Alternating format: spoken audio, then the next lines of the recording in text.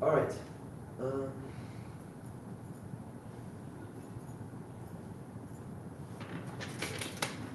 Alright guys, hello, welcome to this tutorial.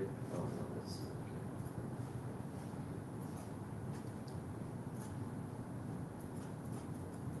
Hello guys and welcome to today's tutorial. Hello guys and welcome to today's tutorial. Today I'm going to show you how to do this little animation which I saw on the reel and I thought it was really cool. So I wanted to show you how to actually make it, how to make it look very smooth and how to make these assets look very well together or make them look very well together. So yeah, let's jump right into Fusion and I'm going to give you a step-by-step guide on how I actually did it. So this is my node tree, very basic, nothing too special, but yeah, just a little bit input for all of you guys. I'm just going to pull up live stream so that if someone writes something in chat, then I know what's going on. Perfect. All right. So, like usual, I'm starting out with creating this basic 3D nodes, or this basic 3D node tree. I've explained in many other tutorials, so I'm just going to fly over it real quick. We need a renderer 3D to render our 2D informations. Then we need a camera 3D, which is connected to a mesh 3D, obviously because we need a camera to move around in 3D space and to have a 3D camera movement. And then we need an image plane 3D, which is connected to the mesh 3D. And what this image plane is basically doing is just showing this 2D image or this 2D information in a 3D space. So yeah, that's basically it. So very, very simple, nothing too special. And yeah, let's jump right into it, then how I actually created this animation. So, first of all, what I did was just creating a background and connecting it to my image plane 3D1. This is because we need always a media in if we are working in Fusion page, and since we don't have a media in because we've just working with a plain Fusion composition, we need to add one. And in this case, it's just this background, and I actually wasn't doing anything with the alpha since it's not see-through, but usually you can just pull down the alpha if you don't want this black to be seen, so that you just have a plain starting point. Alright, so first thing I did was they are then getting a background asset, so in this case this very nice texture paper asset which I got from Envato Elements actually. So just go to Envato, type in paper texture, and then you will get some amazing results. You can go to Pixabay or Pexels as well, and there will be really cool assets. So yeah, just go to any website that you want and get like a paper background with like cool texture, but not too much, because we want it not to be so present in the background, but just not a plain white image, to give it more of a 3D look, more depth in the footage. Alright, so next thing I did then was heading to the Instagram from Daniel then. And wait, I'm just going to put it up real quick. And then I was going through his pictures, and then I was just screenshotting the ones that I wanted. And since I don't want it to open Photoshop, I just went to removeit.ai/upload. And what's that basically doing is just taking your images, removing the background, and you literally have to worry about nothing because it's doing a really, really great job. And especially if you just use them for a couple seconds in a reel, it is like really amazing, like perfect tool. And it's for free as well, so just use Remove AI. Way better than just having a bad magic mask or having to move to After Effects. Alright, so then I got my two images, which is this one and that one, which I found on the Daniel Dan Instagram. And first thing I did then was just inserting this picture. I was clicking on the rectangle, and then I was connecting it to the mesh, so this mesh instantly got created. Then I added a drop shadow, so that it has this nice look and that it doesn't look so flat. Before, after, it really gives it more depth and this little spice that we need. Next thing I was doing was just adding this transform node to animate it in the end. So just went at the beginning, set a starting and an end point, and then when I thought, alright, it looks good, it was after about 40 frames, I was going back to the beginning and dragging down my handle to set the starting point and then I went to Spline, took my transform to D, put it in here, click on this little icon, and then I was just dragging this up like a lot. A lot of beginners are not dragging this out too much. I think I'm like saying this in every video, but it's really important to drag out your handles a lot to give it like this really smooth look, otherwise it won't look good. Alright, and next thing I did was just a little bit of color correction to make it more pop, because this is way too dark, and yeah, we want it to be a little bit more visible. Next thing I was doing then was adding this little red background, so very simple, just clicking on the merge node, type in shift spacebar, type in background, hit enter, they were instantly connected to your node tree. Then I was taking a mask from this toolbar, or you can also just press shift spacebar, type in rectangle, and then you will get a rectangle mask. I've connected it to my background and just adjusted the size that I wanted to. You can just click on this little handles or go into the inspector and drag out the sliders. Next thing, so now it's a little too big, now it looks perfect. Next thing I was doing then was like adding this Daniel Dellen. So I basically just did exactly the same thing like the first one, just copy pasted it for the second one. I was adding a transform as well with the drop shadow, color correction too, because this was a little bit oversaturated or like too bright, so I just dropped down again a little bit to give this image a more balanced look. I've added a drop shadow as well.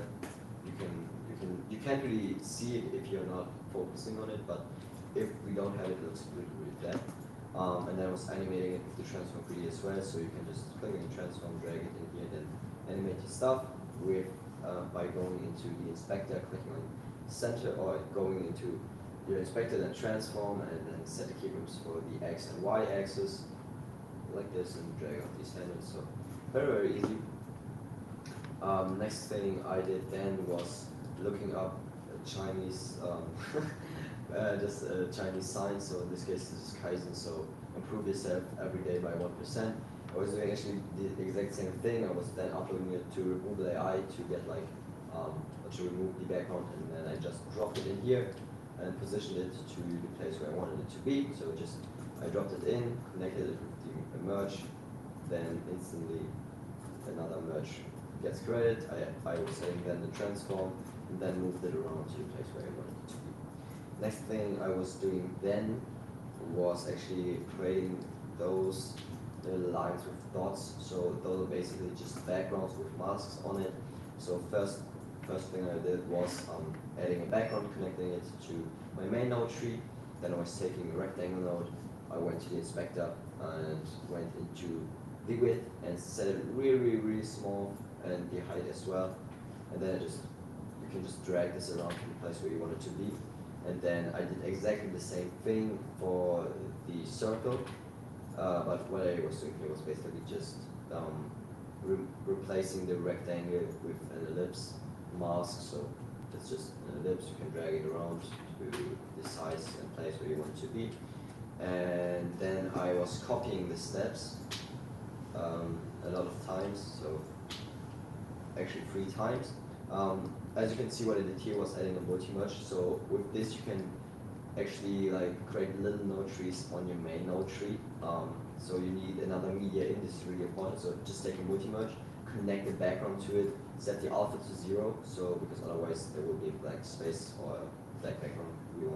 We don't want that. And hello. Hey. Alright, I'm just going to continue. Why your voice is kind of far away? Oh, that's bad. Oh, then.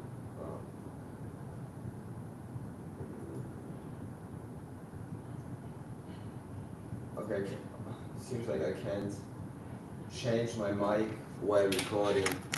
That really sucks. Oh, now it's good. Alright, so then I can continue. But the audio quality is not that good, right? The audio now is. I'm talking about your mic, your voice. Yeah, I know. Alright, that's alright. Then I'm Okay, still just. continue. Alright, I'm just going to continue then. Alright, so sorry for the bad audio quality then in the first part, but probably someone will have fixed it with Adobe Podcast. So yeah, I'm just going to continue. So what we did here was just creating a little subnode tree with a multi-merge I took this background, connected it to my multi-merge and set the alpha to 0 so that it gets see-through. Then we had, then what I was doing then was basically just copy and pasting this little dots and this little line and connecting it to this little subnode tree because I didn't want to just stack them one by one. So I just did this 2 times, one time for this one and the second time for this one. And then the next thing I did was adding this text then, so I just added the text node, and with the transform, I transformed it around, so I took it and placed it where I wanted it to be, so and set it to keyframes at the beginning and around at frame 22. I went to the spline, inspector, and then I just dragged out the handles a lot, you know how it's going. All right. In the text node, you can just type in your text. So just click on your text node, go in inspector, type in your text, and then you can choose whatever font you want. In this case, it was Perpetua. I don't know how to really say it, but I think it looks really cool in this kind of old-fashioned style. So they just took it, and I took exactly the same color as my background. So if you want to just take a color that, like any color you want, you can just click on the color, pick screen color, select any color you want, and then exactly the color that you are going to select is actually going to be in your text. So if I'm going to select, I don't know, the nose from Daniel Dan, then the text will have exactly the same color as the nose from Daniel Dan. Yes. So next thing I was doing then was just copy pasting this, and then copy pasting the animation from the transform, and then I took a second transform to put it in the place where I wanted it to be, because otherwise it would have been exactly in the same place. And with the other transform, I was just putting it to exactly where I wanted it to be. Then I was adding this little text here on the side. So if you try to, or if you want to do like this typewriting in fact, and you have zero idea what to write, then I would just head up to ChatGPT and say what you wanted to say. So for example, give me one sentence about motivation or something, and then you would have a little text that you can just insert. So very, very easy. And then you can change the font as well. I took Open Sans Light to just have a very small font, and no one will read it anyway, so I could basically like write whatever I want here. And then I was just taking a transform node and putting it in the right place. So I also took the angle and dragged it to -90 to make it go sidewards. And then I was going back to my text again to the beginning, and then I went to the write on effect. At the beginning I set it to 0, and in like frame 22 I set it to the end, so to 1, and then you see you get this cool typewriter effect. And yeah, that was almost it. I was then just taking the camera, and with the transform 3D I animated the camera. So it's just you just gotta click on the transform 3D, go to inspector, transform 3D, then take the Z-axis. That is what makes it go forwards and backwards. And then then I went to frame 26, set it the end keyframe, frame 0 the start keyframe, and then we have this very cool camera animation. Then I head to the spline. I was dragging in my transform 3D. Always click on this button if it looks like very tiny. And then I made a mistake because the graph isn't that clean, but then I dragged it out a lot. And then we have a very, very smooth camera very, very smooth camera movement. And then it should look like something like this. I think you can make it a little bit slower if you want it to be even a little bit more, yeah, smooth and more flow like. But I think in this case this was completely fine, and you can always just drag out the animations to make it look smoother. Alright, and then I went back and to add a little bit of spice and make it focus more in the middle. I was just adding an adjustment layer, so I went to effects, clicked on this little magic stuff, no, I don't know, just clicked on the effects tool, then I went to effects. Adjustment clip is for me highlighted, but you can just click on this little search bar and type in adjustment, and then it will pop up. Then I dragged it into my timeline, and then I went to the open effects, typed in vignette, and then I dragged it on top of my adjustment clip and went to effects, and here you can just adjust how you want it to be, so just very slightly to make it just focus in the middle and not be too present. So this is something that you don't want your viewers to notice, but that gives you this little extra spice. And that was basically it. So that was how I created. Let's maybe rewind it. Yep. This was how I created this little animation inside of Fusion. Like usually, if you have any questions, just let me know. Type in the school or just instantly hit me up. And yeah, see you in the next call. Alright.